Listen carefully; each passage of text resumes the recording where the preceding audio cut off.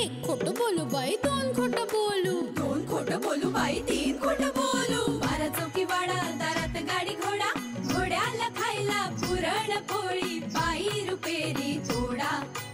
आडबाई आडोनी आडाचं पाणी काढोनी, कळशी भरते सोन्याची सून थोरा मोठ्याची. असं सासर नको ग बाई, नाव नुसतं मोठं, नाव नुसतं मोठं, ज्याचं लक्षण बारी खोट. पैलमा गणेश देवा, माझा खेळ मांडला करीन तुझी सेवा, करीन तुझी सेवा मला हवा करतार. चंद्रपोळी चौकडीत माझा संसार. 3 दगडांची चूल फुंकले निखारे, मुठभर जोंधळात सुख माझे सारे. नांदा सौख्य भरे, नांदा सौख्य भरे, नांदा सौख्य भरे, नांदा सौख्य भरे.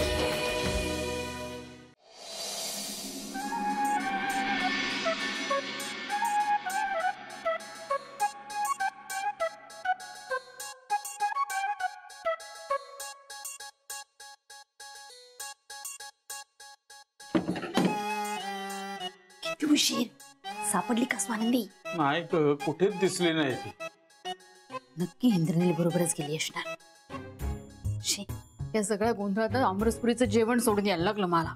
हो ना, तुझ्यामुळे मलाही. काय मग तू जेवण टाकून उठलीस मग मलाही उठायला लागलं ना, नाही तर वाईट दिसलं असतं ते. काय कुल्फी. काय झालं, तो आनंदीला शोधत गेलो नाक्यापर्यंत. सो आनंदी काय कुठे दिसली नाही, पण आपला नेहमीचा कुल्फीवाला दिसला. आमरसपुरी नाही तर नाही, निदान कुल्फी तरी गावया घे. थोड्या मोठ्या शहरात राहायला आलो तरी शिरखेडल्या असल्यासारखेच वागा. काय झालं? रस्त्यावरच्या कुल्फीवाल्याकडनं कुल्फी खायची का? त्याला काय झालं? बोलताना बोलायचं ग 5 स्टार 3 स्टार, पण स्वतःच्या खिशातला खर्च करून खायची वेळ आली ना, जे स्वस्त असेल ना ते घे.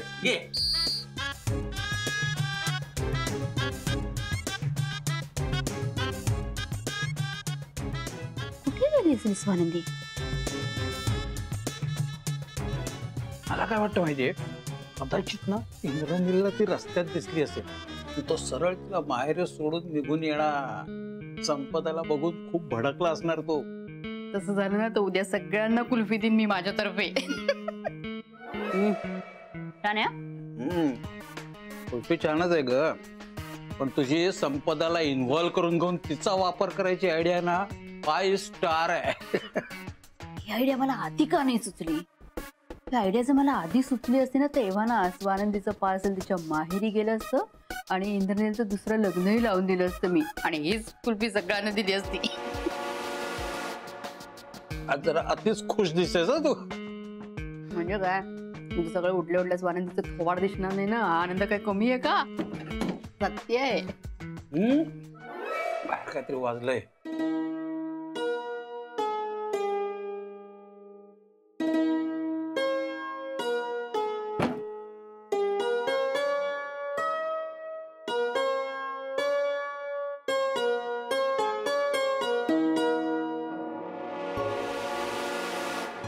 मला वाटलं की मी तुला तर गमावलं कायमचं. मी तुम्हाला सोडून कधीच जाणार नाही, आणि तसंही आपल्या दोघांनाही ते सहन होणार नाही. खरंच नाही होणार सहन. गती करतेच ना माझ्यासाठी, आणि मी तुला फक्त त्रास देतो. असं नाहीये, तुम्ही माझ्या आयुष्यात आहात हेच खूप आहे माझ्यासाठी. खरंच. चला.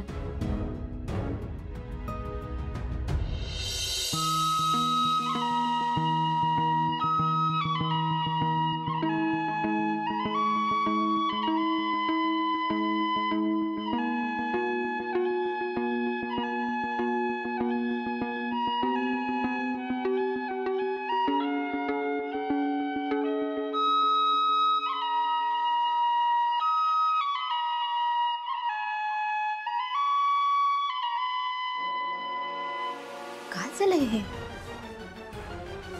ललिता, अगं आपल्या सिनेमाची स्टोरी बदलली. हो बसा जरा, संपदाला फोन करायला लागेल.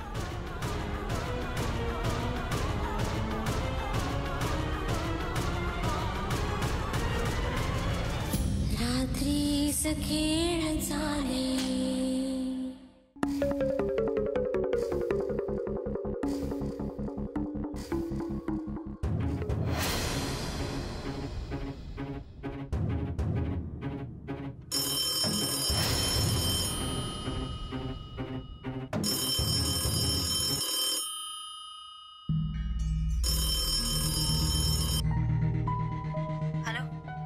हॅलो काकू, बरं झालं तुम्ही आत्ता फोन केला. मला ना खूप भीती वाटतेय. संपदा, किती वेळ झाला मी फोन करते तुला. हा सगळा प्रकार ना भीतीदायकच आहे. म्हणजे तुम्ही सुद्धा रात्रीचे खेळ चाले बघताय? मी स्वानंदी आणि इंद्रनीलचे खेळ पाहतीये. संपदा, नक्की काय केलं असं स्वानंदीच्या क्लासमध्ये जाऊन? काय केलं म्हणजे? म्हणजे काय म्हणजे? दोघांनी हातात हात घालून गाणं म्हणायचं शिल्लक ठेवलंय फक्त. असं कसं शक्य आहे? मी स्वानंदीशी बोलले आणि मी स्वतः तिला तुमच्या घराखाली आणून सोडले. त्यांचं पॅचअप कोणी केलं? नक्की तू सोडलं स्वानंदीला? हो. म्हणजे स्वानंदी इंद्रनीलला भेटलेलीच नाहीये का? हो. कोण करते हे सगळं?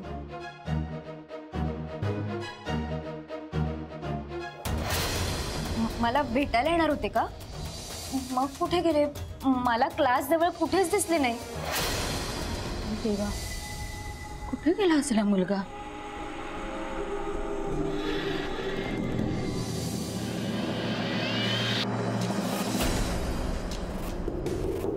हॅलो काकू. आलं लक्षात माझ्या, कोण करते सगळे चाळे. कोणाचे? मच्छी मावशी, दुसरं कोण? काय? तुझ्या आणि माझ्या वाईटावरच आहेत त्याच हे सगळं करू शकतात. त्यांच्यातच फक्त एवढी हिंमत आहे. ललिता काकू, त्या दिवशी पण आपण माझ्या ऑफिसच्या बाहेर भेटलो होतो ना, मग तेव्हा वच्चे आता तिथे आल्या होत्या आणि मला त्यांनी विचारलं की तू ललिताला भेटलीस का? मी तर सरळ नाही सांगितलं. तू खोटं बोलीस ना, तेव्हाच त्यांच्या लक्षात आलं असणार. म्हणजे? अगं, आपण बोललोय, त्यांनी पाहिलंय म्हणून त्याच्यानंतर माझ्या घरी आलं त्या माझ्याशी भांडायला. काय? आता शांत राहा. त्या जर तुझ्या समोर आल्या ना तर काहीही झालेलं नाही असंच वाग. चिडून प्रकरण आणखीन चिघळतं. कळलं ना मी काय सांगते ते? हा, ठीक आहे. त्या वच्चे आत्या पण ना का मागे लागल्यात माझ्या? काय म्हणते काय ती? मला वाटतंय आपल्या घरातल्या सगळ्या बातम्या बाळू जाऊन बाहेर देतो वच्ची मावशीला. बाळूवर आधीपासून संशय होताच आपला. आता जरा जास्त लक्ष ठेवायला हवं त्याच्यावर. त्याचं ना घराबाहेर पडणं जरा बंद करायला हवं. आजची माहिती सुद्धा त्यानेच दिली असणार वच्ची मावशीला. नाही गे, आज दिवसभर आपल्या डोळ्यासमोर होता तो. नाही, त्याचा मोबाईल चेक करायला हवा. तो आपल्या समोर आहे पण भ्रमणध्वनीद्वारे भ्रमण चालू असते त्याचं. एक काम करा, बाळूचा मोबाईल घेऊन यायचा.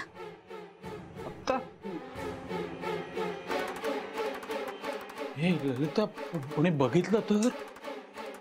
घ्या, पाणी नकोय मला. बाटली घ्या आणि बाटली भरून घेऊन या. त्या निमित्ताने बाहेर जाणे मोबाईल घेऊन या त्याचा. आयडिया. जा, असू नका.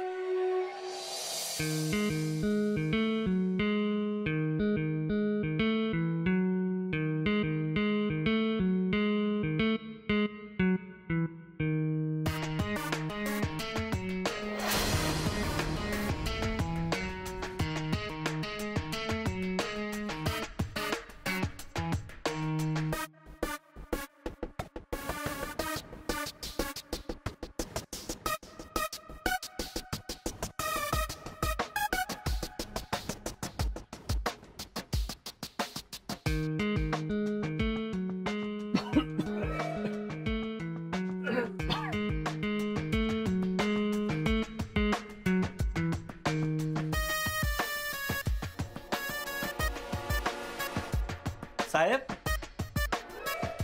काय हवं होतं का? फोन काय हे घेतलं? अहो तुमच्या हातात पाण्याची बाटली आहे. हो तेच पाणी हवं होतं, घेतलं. अहो पण ती अर्धी बाटली आहे. हो अर्धीच बाटली हवं होतं. हा झोप तू झोप झोप. हो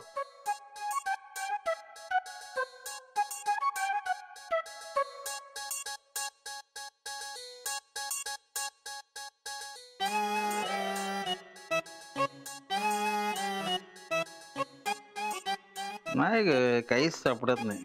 त्याने ना कॉल डिलीट केला असणार. असली माणसं हुशार असतात. एवढी अक्कल नाही त्या बाळूला. आणि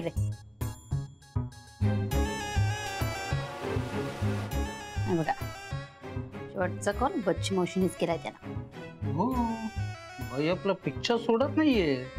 तुम्हाला आठवतंय इंद्रनीलसाठी त्यांनी त्यांच्या चाळीतलं एक स्थळ आणलं होतं. भयंकर डोकं फिरलं होतं माझं तेव्हा. खूप अपमान केला होता मी त्यांचा. तेव्हापासून शेंडीची गाठ सोडल्यासारखा पिच्छा पुरवतात आपला. पण या बाळूच आहे ना एकदा तो तोंड फोडायला हवं. दे कोण दे. काही करायची गरज नाही असं त्याच्याने आपणच तोंड घशी पडू. आता वच्ची मावशींना तेच मेसेज जातील जे आपल्याला हवे.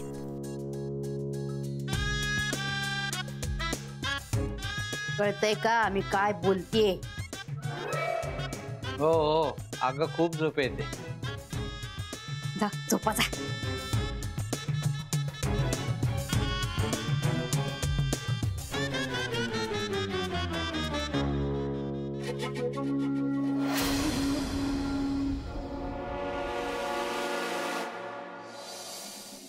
संपदाला याने मनापासून माफ नाही केलं हो. असं किती दिवस चालणार आहे? तू म्हणतेस ते खरं आहे ग. पण त्या दिवशी दारातच संपदेला स्वतःपासून दूर करताना त्याला किती त्रास होत होता हे बघितलंस ना तू? बघितलंय हो मी. म्हणूनच तर माझा जीव तुटतोय ना. यांना सुद्धा हातून त्रासच होतोय. पण हे आपला हट्ट नाही सोडणार. आणि मला तर त्या दिवशी वेगळीच भीती वाटत होती. कसली ग? अहो नेमक्या त्याच वेळी ललिता ते कशा आल्या असं जर का यांनी विचारलं असतं ना तर आपलं काही खरं नव्हतं. पण मनातनं यांना सुद्धा त्रासच होतोय. नेमक्या ललिता ताई आल्या, त्या आपल्या विहीणबाई आहेत, त्यांचा मान ठेवला पाहिजे, या सगळ्या प्रश्नांमुळे ना हा प्रश्न त्यांना सुचला नाही. मग वाचलोय आपण. खरंय तुझं म्हणणं. मला वाटलं होतं की संपदेनं माफी मागितल्यानंतर सगळं सुरळीत होईल. पण हे तिरपागडच होऊन बसलं ग बाई. तुम्ही बोलून बघता का यांच्याशी? आवश्यकता नाहीये काही. त्याचा काही उपयोग होणार नाही. या आधी मी हे बऱ्याच वेळा सांगितलंय, आता परत सांगतो तुम्हाला. त्या मुलीचा विषय या घरात नको. अहो पण असं म्हणून कसं चालेल? चालवून घ्यायचं. पोटची पोर आहे म्हणून घराबाहेर काढलं नाही तिला. पण मी तिला माफ करीन ही अपेक्षा धरू नका आता. मी काय म्हणते वसंता, हा हट्टीपणा बरा नाही. मी हट्ट करत नाहीये आई. पूर्ण विचार करून मी हे बोलतोय. घरातल्या बाकीच्या मुलींचं भविष्य मला असं धोक्यात आणता येणार नाही हिच्या पायी. हे बघ तू जरा शांत डोक्याने विचार कर. माझं डोकं शांतच आहे. काय आहे, मी सर्वांचा विचार करतोय. तुम्ही फक्त संपदाचा विचार करताय. तुम्हाला फक्त संपदा दिसतीये. पण मी काय पुरे कोळसा किती उगाळला ना तरी काळाच रंग येणार. मला ऑफिसला जायचंय, उशीर होतोय. तुम्ही सुद्धा या फालतू गोष्टीवर विचार करत बसू नका. संपदेला माफ करतायत.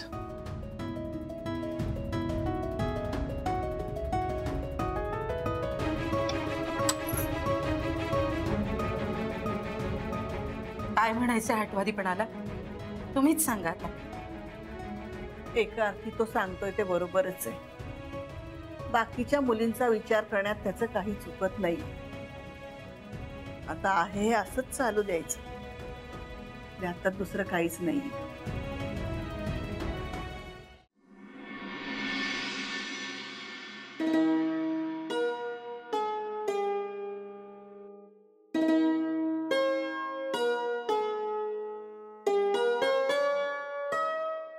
बाळू दादा जरा ताट देता. बाळू दादा अहो लक्ष कुठे आहे? ताट द्या ना. हो माझा फोन हरवलाय स्वानंदीताई. अरे बापरे. रात्री कुणीतरी उचलून नेला की मी स्वप्न बघितलं, मलाच काही आठवत नाही. सगळीकडे शोधलं, सापडतच नाही. काय बाळू दादा, असेल घरातच कुठेतरी. हा, आपलं काम झालं ना की आपण शोधूया. हा, नका काळजी करू. भाऊजी, वहिनी चहा घ्या.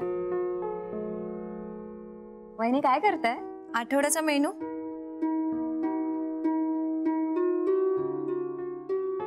काय बघतेस? नाही, ते गुरुवारी कढी भाताऐवजी तुम्ही पनीर पुलाव लिहिलाय.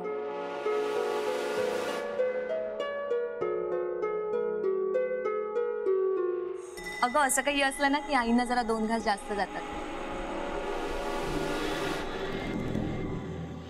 नाही, ते बरोबरच आहे, पण वहिनी मला काय वाटतं माहितीये का, उन्हाळ्यात तसं पुलाव वगैरे नको. कढी भात कसा तब्येतीला चांगला आणि पोटातनं गारवा राहतो त्याने. स्वानंदी हे देशपांड्यांचं नाही, जहागीरदारांचं घर आहे.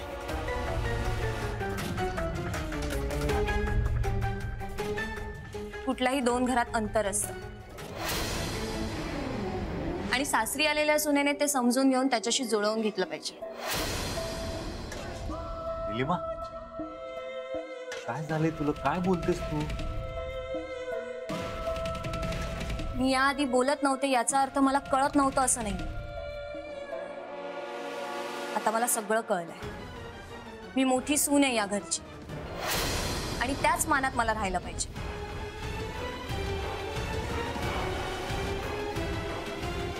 ही हिच्या माहेरचे नियम इथे आणते, मग देशपांडे आणि जहागीरदारात काय फरक असणार आहे?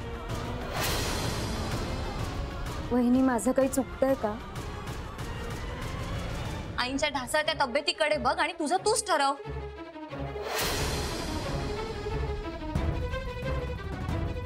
हा बाळू दादा, हे घे, आणलंय. हा घे. अय हॅलो, काय झालं? हा नाही, ते अहो आम्ही आईंच्या तब्येतीबद्दल बोलत होतो. मला काय वाटतं माहितीये का, वातावरणातल्या बदलांमुळे आईंना त्रास होतो. पण वहिनींचं असं म्हणणं आहे की जेवणाची पद्धत बदलल्यामुळे.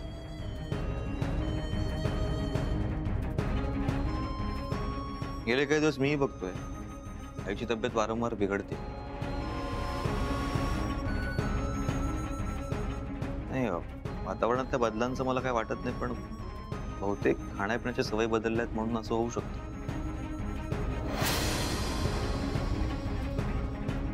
तुम्हाला खरंच असं वाटतंय?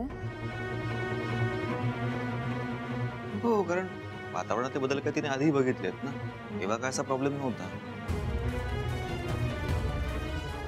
खाणं पिणं बदलल्यापासून हा प्रॉब्लेम यायला लागलाय. मग आपण ते एक काम करूया ना, बहिणी, तुला तिच्या खाण्यापिण्याबद्दल खूप चांगलं माहिती आहे. सगळं तूच बघ ना, मग तिला बरं वाटेपर्यंत. हो. हा, काय वाटतं तुला? हो, चालेल ना.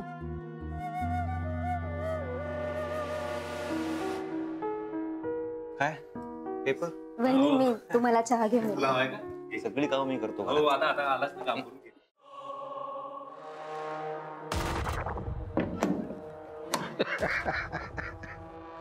निलिमा अगदी हिप्नोटाईज झाली. भारावून बोलते तुझ्या बाजूने. जोडीला आपला इंद्रनील, दोघं मिळून स्वानंदीचं जगणं हराम करताय.